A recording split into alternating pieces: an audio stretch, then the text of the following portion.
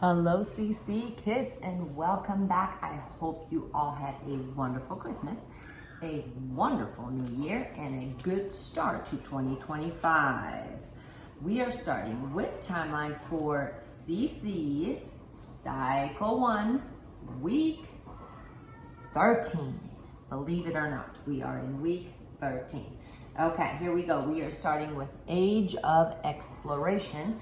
So we're going to explore Age of Exploration, circa 1400 to circa 1600.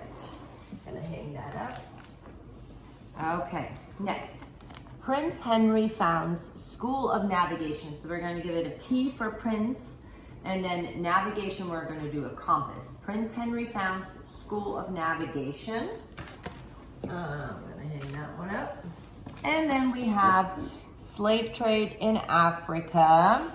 So we're going to go like this, slave trade, and then our sign for Africa. We're just going to do a circle around our face. Slave trade in Africa.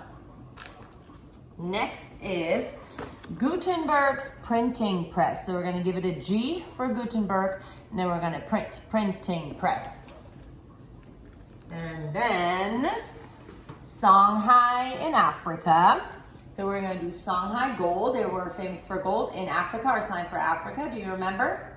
Circle around the face. Songhai in Africa. Then Tsar Ivan the Great of Russia. So we have a C for Tsar, an I for Ivan, the Great, raise the roof, and then Russia, our sign for Russia, is going to be hands on the hips. Tsar Ivan the Great of Russia. And last but not least, the Spanish Inquisition. Our sign for Spain is the big shoulder pads, Spanish Inquisition. Okay, let's see. We're going to sing it from the top.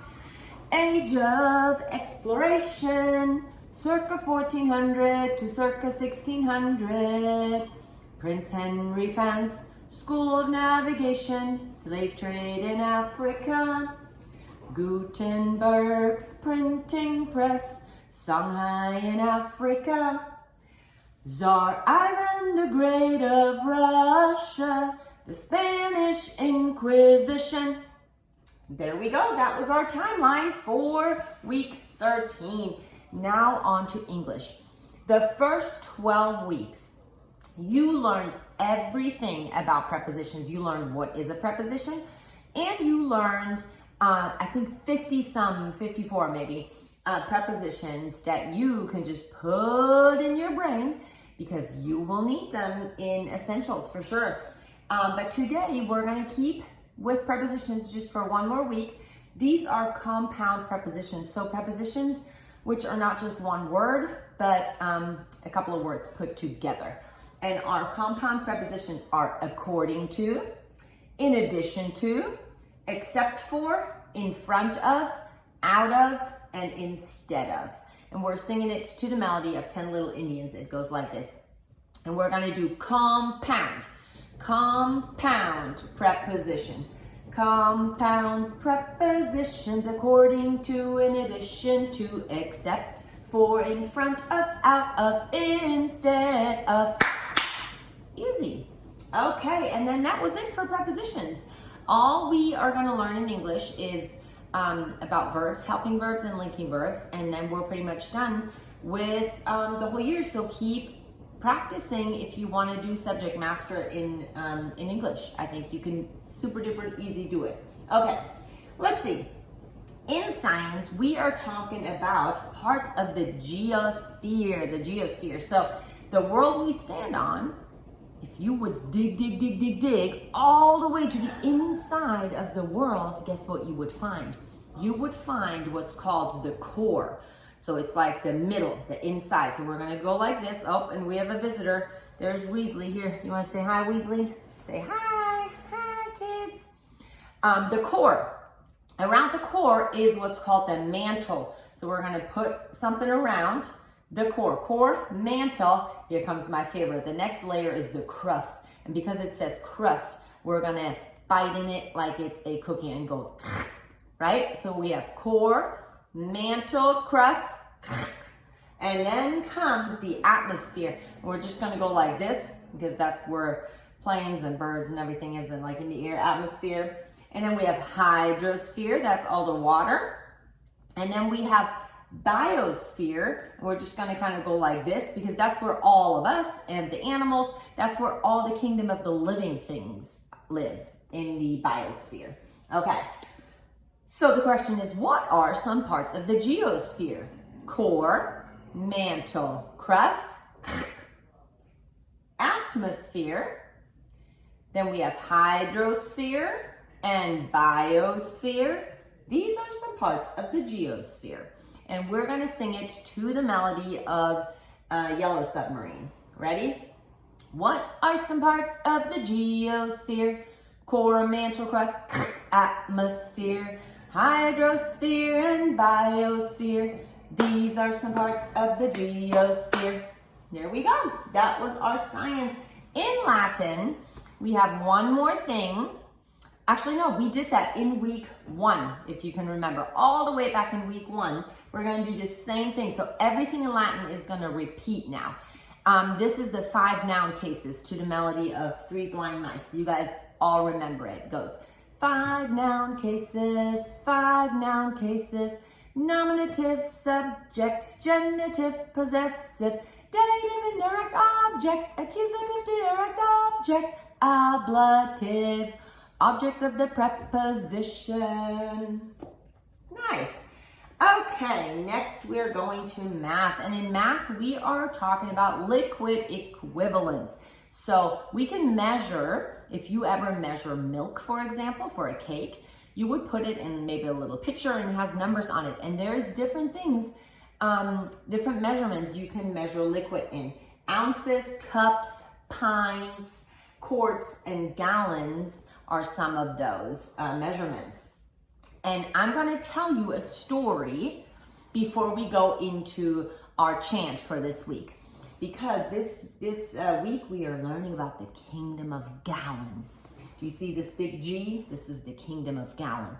And in the kingdom of gallon lived 4 court-sized queens.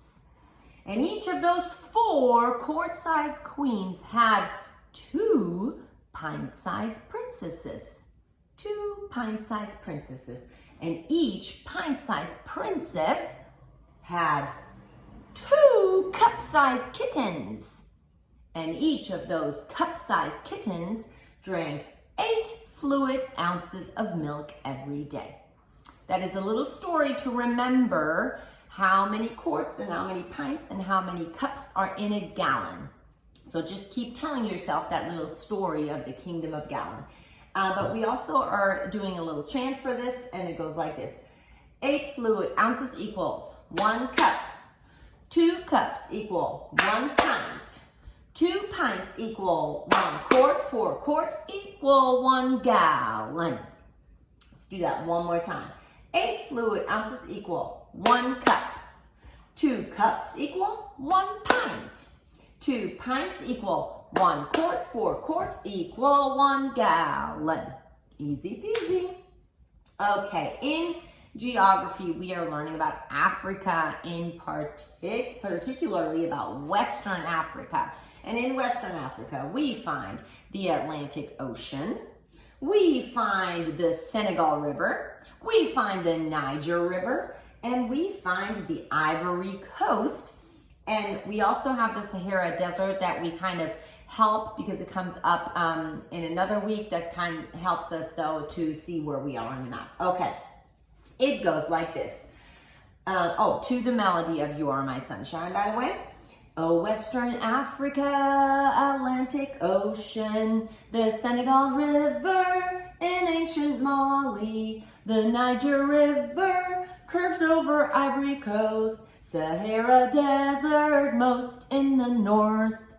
That was our geography song, and last but not least, we are doing history. And in history, we are learning about the Kush. Give me a K for Kush. Tell me about the Kush. The Kush mined gold along the Nile River from 2000 BC to 8350.